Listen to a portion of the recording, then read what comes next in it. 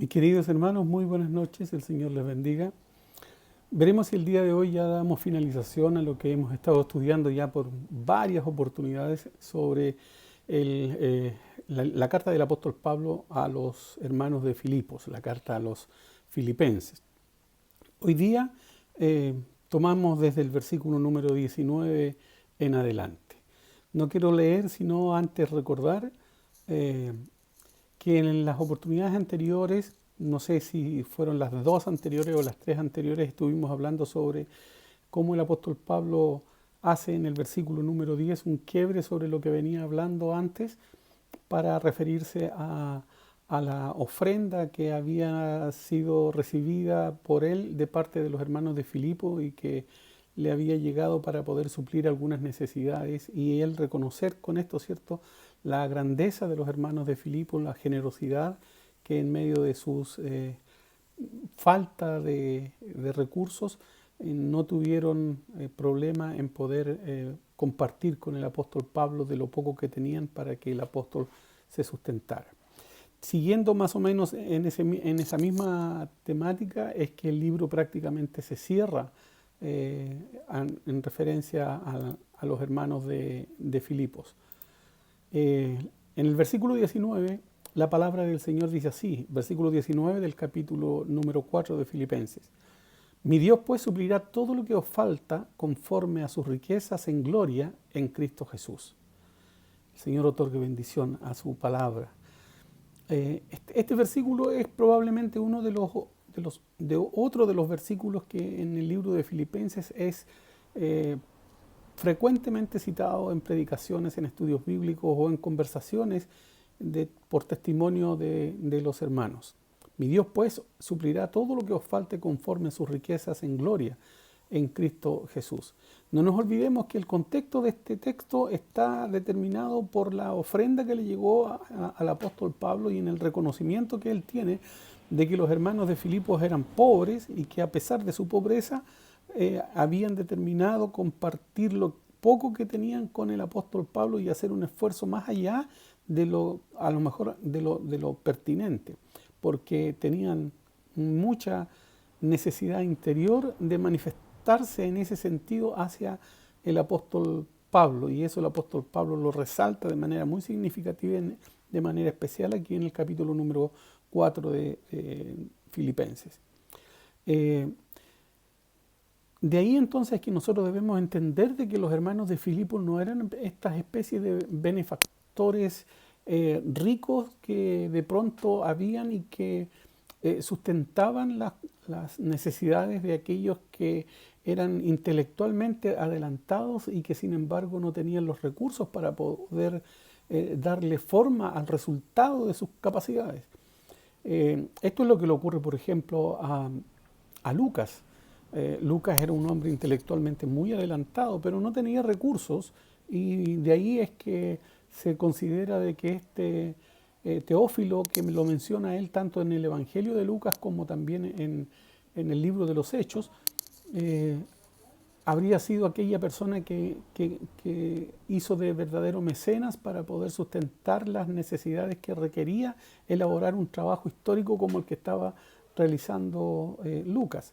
Bueno, en este caso no es así como le ocurre a Pablo, porque los hermanos no eran mecenas ricos, no era gente rica de Filipos, no, ellos eran gente pobre, y el mismo apóstol Pablo ya lo ha mencionado en más de una vez en lo que ha escrito hasta ahora en el libro de Filipenses, y que también lo remarca en algún pasaje del libro de la primera carta a los Corintios.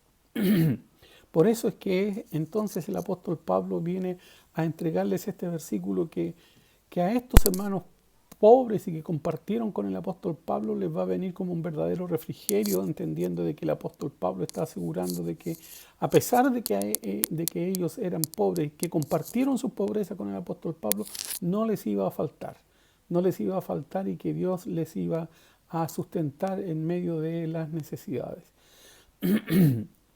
Dicho sea, hermanos, también que el apóstol Pablo aquí les dice que el Señor va a ser el encargado de suplir estas necesidades en ellos, y que estas riquezas vienen a propósito de esa riqueza que tiene el Padre Celestial y que son incontables para sus hijos. Cuidado, porque estas riquezas no están determinadas a los caprichos de quienes las piden o que consideren una tremenda necesidad que a la verdad no es.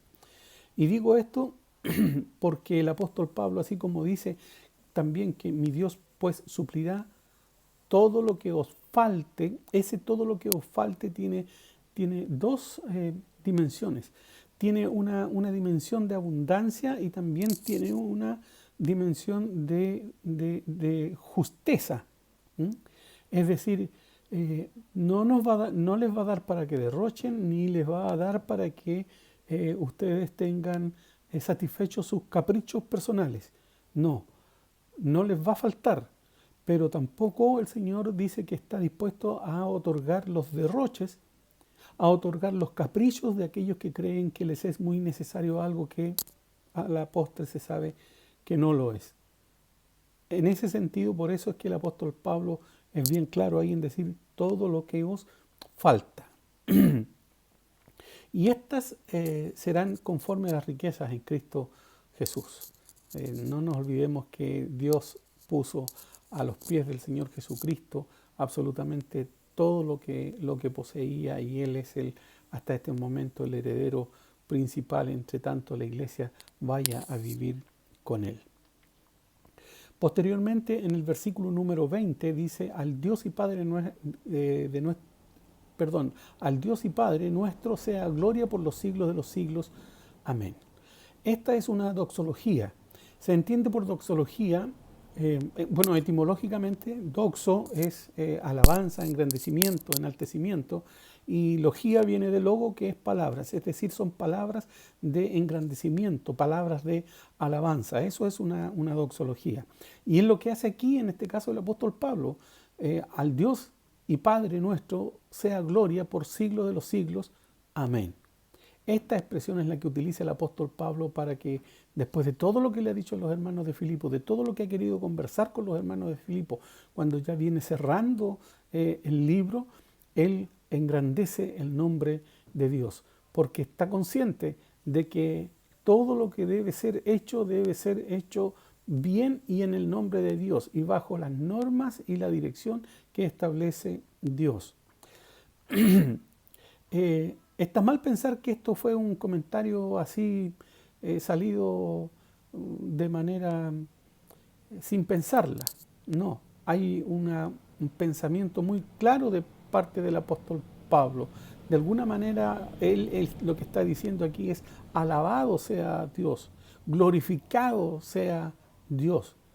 Pablo genuinamente quería que Dios fuera el que estuviese siendo glorificado siempre en todas las acciones de su vida, y estaba dispuesto él a ser usado en cualquier manera que Dios viera que era bien para glorificarse a sí mismo.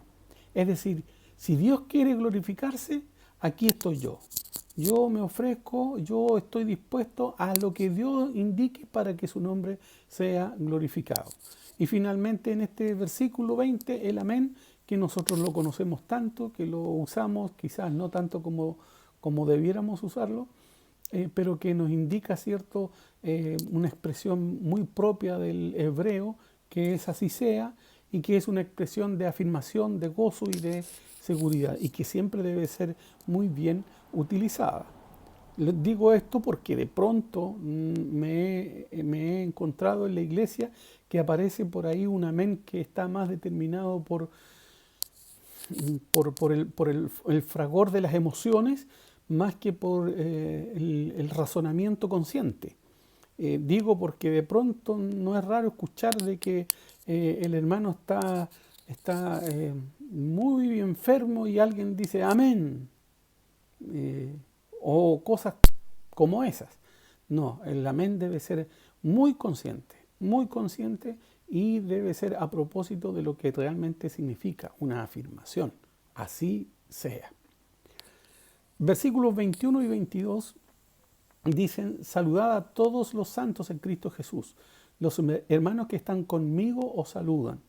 Todos los santos os saludan, mayormente los que son de la casa de César. El apóstol Pablo, ustedes saben, estaba siempre acompañado porque era tanto el aprecio que hermanos que habían conocido a Cristo a través de la influencia suya o que habían sido discípulos suyos en el repartimiento de la palabra del Señor, en Asia Menor especialmente, tenían mucho apego al apóstol Pablo y tenían la capacidad incluso, como en el caso de Lucas, de hacerse encarcelar para poder estar con el apóstol Pablo. Si él estaba encarcelado, yo me encarcelo con él. Y entonces eran muchos los que estaban ahí, desde Roma, cuando estaba encarcelado, eran algunos enviados a cumplir diversas actividades que tenían que ver con la expansión o la mantención del Evangelio. Por lo tanto, todos esos hermanos le piden al apóstol Pablo que por favor salude a los hermanos de Filipo, porque seguramente además, como ellos querían mucho al apóstol Pablo, por cierto que su apego también estaba con los hermanos de Filipo, puestos que se daban cuenta de que también los hermanos de Filipo estaban muy preocupados del apóstol Pablo, puesto que compartían entonces la preocupación por la misma persona. Todos los santos os saludan y mayormente los que son de la casa de César. En el tiempo en que el apóstol Pablo estuvo preso en Roma, el César era Nerón. Y hay testimonios históricos de que si hubo un personaje que denigró el género humano, fue precisamente Nerón. Nerón fue Algunos creen que leyendo alguna vez un comentario histórico, ese historiador decía de que la única explicación para la conducta tan aberrante de Nerón fue que algo debe haber ocurrido en su cabeza en determinado momento, porque establecen que en el principio de su reinado era un buen legislador, era un buen César, pero hubo un momento en que todo se vino abajo y su cabeza comenzó a tomar decisiones absolutamente erráticas, muy dañinas, tanto de que finalmente algunos consideran que verdaderamente ha sido uno de los hombres que más ha denigrado al género humano. Y sin embargo, hay historiadores que establecen de que dentro de su familia hubo gente cristiana. No es muy probable que el apóstol Pablo se refiera, cuando habla de la casa de César, a estos cristianos que pertenecían a la familia de Nerón. Es poco probable. Pero sí es más probable que el apóstol Pablo se esté refiriendo como parte de la familia de César o de la casa de César a los romanos que conformaban la guardia que se cambiaba dependiendo de los turnos en la casa donde él estaba prisionero. Había obtenido el beneficio por ser romano de tener una casa donde estar prisionero y no estar en la cárcel donde estaban todos los demás. Pero eso demandaba tener allí un grupo de soldados que resguardara esa casa. Y seguro que al apóstol Pablo no se le pasaría la oportunidad de hacerles llegar el mensaje de salvación, y muy probablemente alguno de ellos sí aceptó a Cristo como su Salvador, y quién sabe, a lo mejor se ofrecían para ir a hacer la guardia en la casa donde estaba el apóstol Pablo, puesto que ya habían conocido a Cristo como su Salvador. Y es más probable que hayan sido esos quienes hayan sido los que también le dijeron: mándale saludo a los hermanos de parte de nosotros también. Y a esos es probablemente a los que se refiere Pablo con la casa de César.